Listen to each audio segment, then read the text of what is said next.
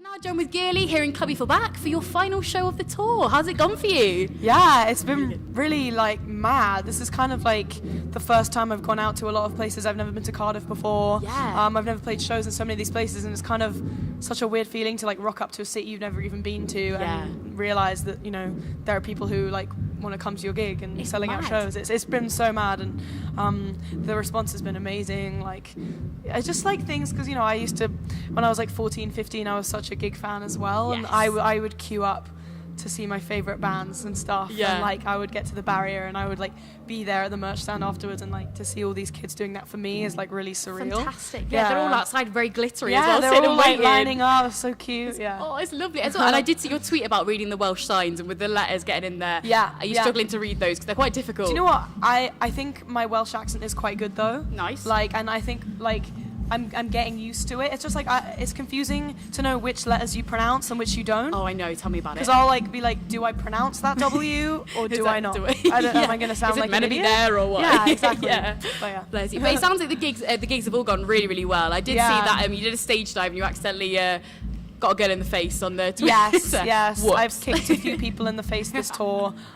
They were very forgiving though. So yeah, it's got to be done. It's all rock and roll, isn't it? It's rock and roll. I mean, it's rock and roll, but then also I'm really sorry to those people who I kicked in the face. Apologies, sincere apologies. Like there's the rock and roll part of me that's like and then there's the like me part of me that's like I am really sorry. But it's been really nice because you've done loads of fan meetups as well, and it seems like it's really nice how you connect with your fans over Twitter and over social media. Like it's lovely. So yeah, I love to. I think it's really important. Like I think back again to when I was a music fan, and I think, oh my gosh, like if my idols or bands like I knew did meetups and stuff, I would be right there. And I think, you know, it's so exciting to meet the person who's making music you're listening to. Definitely. So I always want to like and I love meeting my fans. I love like meeting the people who are making my career possible. Definitely, and they take a lot of inspiration from you as well. Like, you know, they love the way you kind of like look and you dress, and I think that's awesome. That's exactly how it should be, like an idol in like, you know, pop and stuff. They're cool. Shout out to the fans. Shout out. And Play It Cool's been out a while now, and it seems to have had a wicked response. It's so catchy as well. I've had it in my head for ages. I love it. How have you felt like it's gone down? It's gone cool. Like at the shows, it's been so mad. Like we play it like just before the encore at the end, and everyone's like just like kind of going hysterical because it's sweaty and exhausting. But everyone's been going so mad for it. And like the cool thing is like Play It Cool is the first in like song I've released this year, and there's so many more songs I'm releasing this year. A lot of them I played them for the first time on this tour. Oh wow. And it's like GIRLI 2.0 really. Like it's like there's a lot of like I'm definitely going in a more poppy direction, but still keeping it kind of alternative. But there's a lot more like dancey records coming and stuff. Very exciting. Yeah. That's good. Which is cool. So I'm excited. So how do you feel it's kind of gone down in the studio? Because obviously like Play It Cool compared to like, so you Wanna Fuck With Me, Do Ya? Like how do you feel like it's gone down sort of like when you compare it to like your first kind of releases? I think like it's funny, people ask me that like, oh my god, you've changed so much, and I'm like, well, I was 17 when I released that song and now I'm 20. Yeah. And like that's probably like the like biggest, you know, like 3 years of anyone's life in terms of changing, you know, as a person. Like 17 to 20 is so big, and I've changed a lot, and the music I want to make has changed a lot, and the things I want to sing about have changed a lot, you know. And so I think like all the new music that's coming is just like a natural progression. Like I want to make poppier music. I want to make still with like an alternative punky edge, but I want to make poppier music. I want to write about things that I had no clue about when I was 17. You know? And so, you know, and I think like a lot of the time people look at my old music and they describe it as like bratty, which I don't really like that word, because I'm like, you wouldn't really use, I think it's quite like, I think it's used in a sexist way, because you wouldn't really use that to describe a guy's music. Very true. You know what I mean? But also like, I think when I was 17, I was a bit whinier, I was a bit more like aggressive. Well, I'm still aggressive, but you know, like still, but it's like you approach it in a different way, those kind of emotions when you're older anyway. Definitely. And you write about them in a different way. So I think it's just my natural progression. Really. Definitely. And I think it's nice that you do bring in that punk aspect as well. Like girls get angry too. I love that because it's so relatable. I think that's what's the best thing about your lyrics is, you know, they've got their relatability and everyone can kind of connect with them.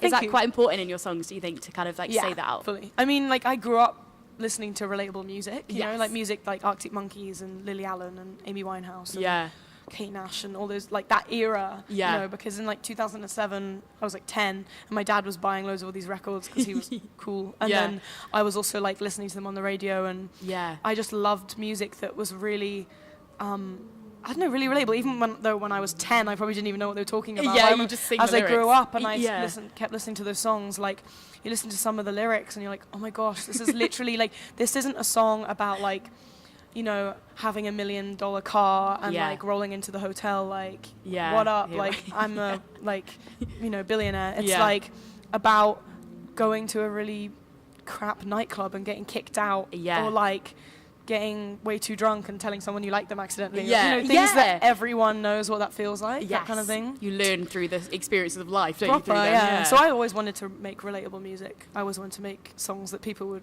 be like, you know, anyone could be like, I know what she's talking about. Yeah, you know, that's exactly how it should be. Instead of it being this kind of abstract, you know, like you don't understand what I'm talking about, or being like, I'm better than you because my life is so different to yours, kind of stuff. I didn't really want to write songs like that. Yeah, good for you. Exactly. You've got to make what you want to make as well, which is really great. And I love how you bring in a bit of nostalgia as well with your music. Some of the samples that you use, some old kind of PC and kind of game feels. I love that. I think that's really cool. Thank you. A girl that I met on the internet, when I first listened to at the beginning of it, that little beat reminded me of MSN. I don't even know why. Just that's what passed my mind. Old school. I loved it. It's brilliant. But your music videos as well are awesome. You know, you have really fun making it as well. Like I watch Mr. 10 PM Bedtime. They're kind of behind the scenes. They look really fun. So do you have that input into how you want some of your videos to look? Yeah, I mean, all like the ideas with the music video. Usually, when you write a song, you kind of know what you want the music video to look like already. But I'll always come up with different ideas, and I have different directors that I love working with. I love working with female directors because I think that's just really important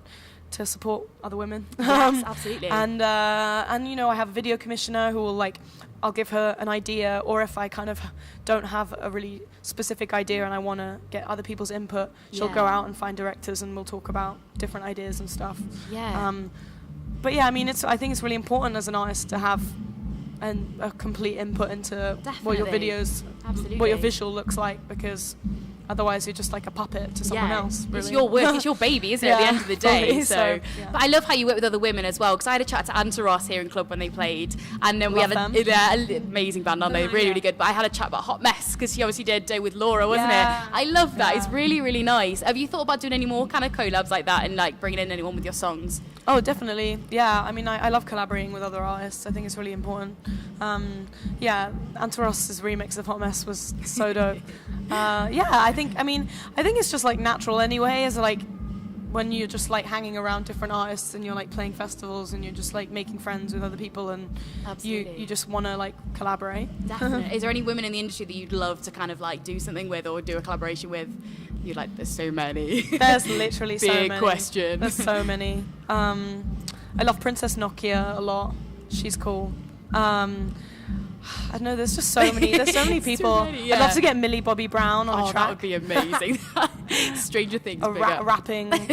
Yes, that would be class. That'd be cool. On the next one, watch this space, hopefully. Exactly. Millie Bobby Brown, if you watch it, then she's into it. Hit me up. And just to finish off, is GIRLI FM ever going to come back? Because I loved, when I was doing my research, I was loving listening to those, the little podcasts. They were brilliant. Are they ever going to come back, make an appearance? I don't know. I mean, GIRLI FM, again, that was like just me messing around in my bedroom with loads of old demos and like just like messing around trying to be funny and just like cutting up loads of samples and putting in.